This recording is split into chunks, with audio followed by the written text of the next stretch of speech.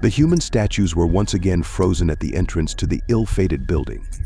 Each one's face stared directly at me. There was absolutely no emotion on them. They just stared in my direction. The only thing I could pick up on was that goosebumps were marching in legions all over my body. That's a scary picture, especially when you realize that there's just no way that what's going on around you can't be. But I was in a harsh reality, and what to do next, how to act, I had no idea. I tried not to take my eyes off them. After all, I remembered how it had ended the last time, and I didn't want to experience a repeat of that nightmare. It was pitch black all around. My eyes had gotten used to it, and I could see the faces. There were men and women, grandfathers, grandmothers, children. They looked like quite ordinary people, but that's how it seemed at first. When you look closely at them, you notice details that a normal person does not have and cannot have. For example, there was a woman standing right next to the entrance. She bent her leg at the knee, placing it on the first step, as if she were about to enter the room. She looked like an ordinary woman. But when I looked closely, I noticed small black holes on her forehead, close to her hair. And I swear to the gods, a worm-like thing crawled out of one of those holes and into the other. I drew back, and immediately the sound of slow, shuffling footsteps on the fallen leaves came to me. I immediately looked out the window again and stared at the creatures. They froze in an instant. Only their position was different. Most of these statues, I'll call them that for the sake of clarity, were already standing on the steps. And that woman with the holes in her forehead was halfway out the door. I had to do something, for I realized that if I took my eyes off them, the statues would be at the door, and I would be right behind them. I stood like that at the window for a few more minutes, until I thought of a plan of escape. Since I was on the second floor of the building, I had to go downstairs. I was familiar with the layout. The building was very similar to the school I had once attended. They were all built in roughly the same pattern. That's why I knew where the back exit was. But what if it's locked? Or maybe it's not there at all? There's a hell of a lot going on here. All right, I'll take my chances. I couldn't stand there and stare at those horrible weapons any longer. Finally, having collected my thoughts, I took my eyes off the window and rushed out of the schoolroom, once again hearing footsteps somewhere on the first floor. I went downstairs and immediately ran to the emergency exit. Thankfully, it was in place. But in the corridor, I ran into them again and froze. Judging by their frozen postures, they were running straight toward me. Like the first time, they didn't look the same as they had at the crossroads. Once again, they were staring at me with creepy, cloudy, sunken eyes, covered with skull skin as pale as a sheet of paper. They stood out in the darkness. God, they were creepy. Even the clothes on their bodies were changing, turning into something that looked like filthy floor rags. I started backing away, and that's when my side vision somehow saw a large frame on the wall, and underneath it, shards of a broken mirror were lying in a mess of broken glass. A light bulb instantly went off in my head, and without taking my eyes off these monsters, I crouched down and picked up the shard. It worked like a rearview mirror in a car. I turned my back to the monsters, and I stared into the mirror. And after I took a few steps forward, I made sure the creatures didn't move. It was like I was still staring at them. The emergency exit was behind them, and to get to it, I had to go through the frozen crowd. I wasn't going to get any closer to them, and the broken window on the first floor didn't seem like such a bad emergency exit. Without lowering my hand with the mirror, I jumped out into the street and also cautiously walked forward. And what I want to point out is that here they were, standing there and sort of unmoving, but no matter where I was, their creepy eyes were always looking in my direction.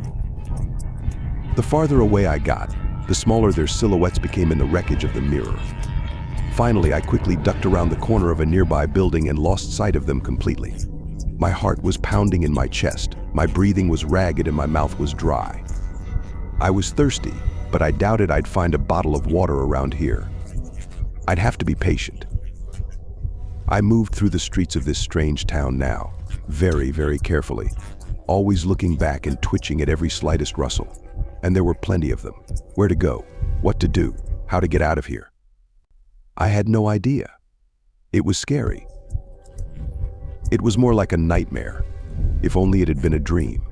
My wristwatch stopped. The sky was still covered in a black, impenetrable shroud. There were no stars or moon in sight, so I walked on. On the way, I looked in the empty windows of long-abandoned stores. I looked into the broken windows of old houses, hoping to find something useful. A flashlight, maybe, or indeed, if I was lucky, a bottle of water somewhere. But I found nothing but a thick layer of dust. The buildings around me gradually became thinner and thinner, and more vegetation appeared. Or rather, it was more like dried bare branches randomly stuck into the ground. Still cautiously looking around and clutching the piece of mirror in my hand, I moved forward, trying to breathe as quietly as possible until the buildings were gone. Just these bare trees and a battered old road. I also noticed a road sign about 30 meters away from me. Apparently, the name of this creepy town was once written on it, but I couldn't see it as the sign was completely rusted. I stopped next to it, and all sorts of bad thoughts popped into my head. Where does this road lead? Can't we stay here? In this town? Maybe there's a way out, one half of me said. The other half, as usual, considered this choice wrong and preferred to go further along the road. After all, it is unlikely that in a parallel universe one can find a way out so easily. Yes, exactly, from a parallel universe. I can't call it any other way. So I walked back and forth in thought, next to the sign. But as soon as I took a couple of steps beyond it, towards the road, I turned around, and the city was gone. It's like it never existed. The damn forest goes on both ways. There's a signpost. I was standing right next to it, and there was no town behind me. I sat on my ass and grabbed my head, right there in the middle of the road. Based on what I'd seen so far, I shouldn't have been surprised. But then I was hysterical. Hysteria from not understanding what was going on at all. I sat like that next to the rusty sign for about 20 minutes, trying to digest the fact that in just 2 seconds a whole city had disappeared behind me. As I sat there, I noticed the fog slowly starting to settle on the ground. At first I thought it might be smoke, something burning somewhere. I got a little more spirited, hoping I wasn't the only one stuck here. But no, I didn't smell anything burning. It was just fog. It was thick, gray. It enveloped everything I saw in front of me. The trees, the road. Soon I couldn't even see the road sign. It was so thick. Once again, anxiety began to tingle my entire body. Once again, my heart thundered in my chest.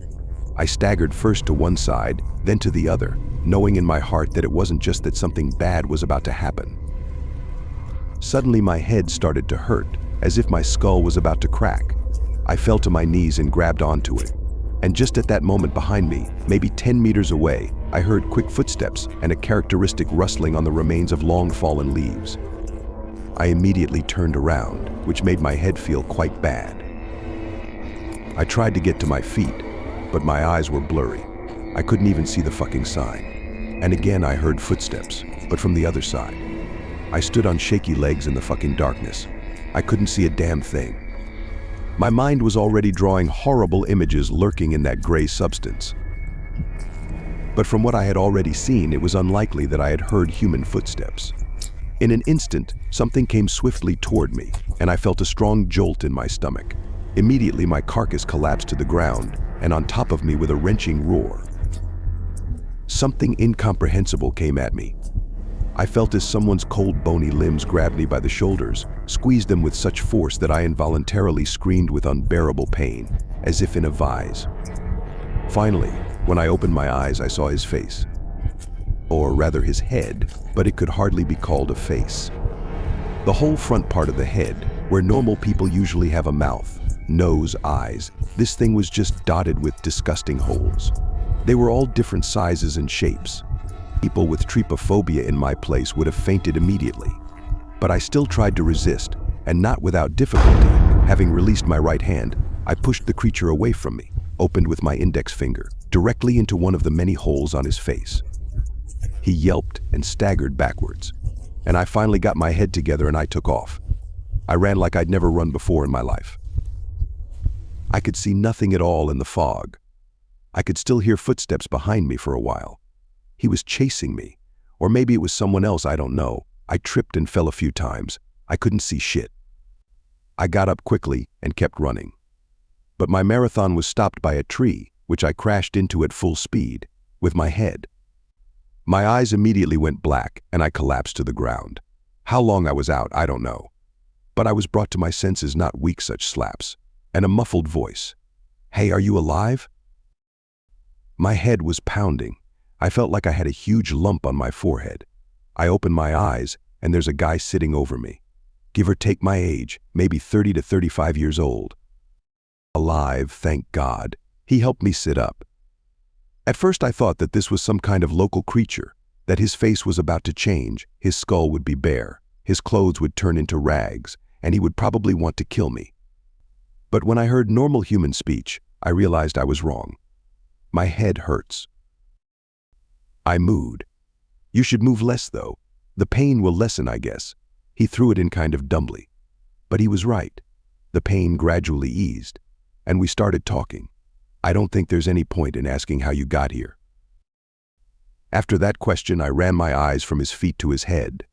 By the looks of it, he was just as poor as I was. I woke up in some stinking abandonment, and then 2 crazy guys tied me to a chair. They injected me with some shit, and I ended up here. You got the same story? The guy looked at me like I was a retard. What guys? What chair? Yeah, bro, you must have hit a birch tree pretty good. Now, I was looking at him like he was stupid. Wait, you must be from that weird town, right? I think it's that way. Pointing my finger at the road, I asked. What town, bro? The nearest settlement is about 30 kilometers from here. I've been walking for days. It's crawling with these things. Let's get my walk together. Hold on. Tell me what's going on. I'm really going to freak the hell out. You don't know about this, do you? The boy asked in surprise. I don't understand anything anymore. I exhaled and lowered my head. For some reason, it ached again. Not long ago, a fog descended on our town. I don't know, maybe not just ours. Probably not just ours. Well, fog and fog. And then it turned out that along with it come unknown creepy things that are extremely unfriendly to people. So I must have stumbled upon one of them. I muttered in a half voice. Yes, I've already stumbled upon them often.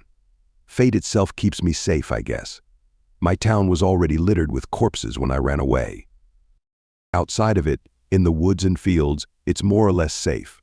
Now the fog's gone, we can move on. As soon as it starts to appear, we'll have to find shelter. What about the city? I just got out of it. There was a place near here. There were strange creatures living there that moved as soon as you took your eyes off them. Nah, bro. You must have hit your head pretty hard. The man smiled and extended his hand to me. My name is Vanya. My name is Sasha. Nice to meet you. Vanya, where are you going? Oh, I don't know. Where are you going? I'm trying to find something useful. Excuse me, do you have any water? Yeah, I got some. Here you go. The guy handed me the bottle, and I greedily grabbed it, and after a few sips, handed it back. Thanks a lot. I thought I was going to die of dehydration.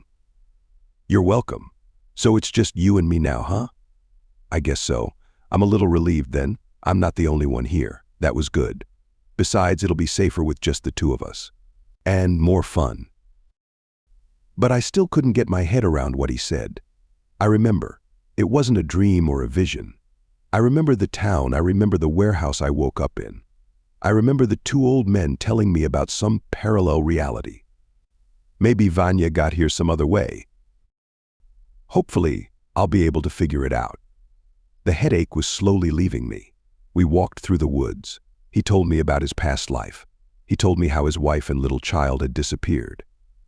In this ominous fog, and I listened and couldn't believe it. Vanya talked as if we were in our real world right now, and all this horror around us was real. He didn't believe me when I told him what I'd been through. How I got here. He blamed it on my head hitting a tree. Come on, don't take offense to me. I mean, come on, what am I supposed to think? I was living like a normal person, and then a fog descended on our heads. And you're telling me about realities, experiments out of control. Some crazy old people. That sounds crazy, don't you think? Come on, get your head together. It'll be light soon. We should find some shelter or something. Daylight.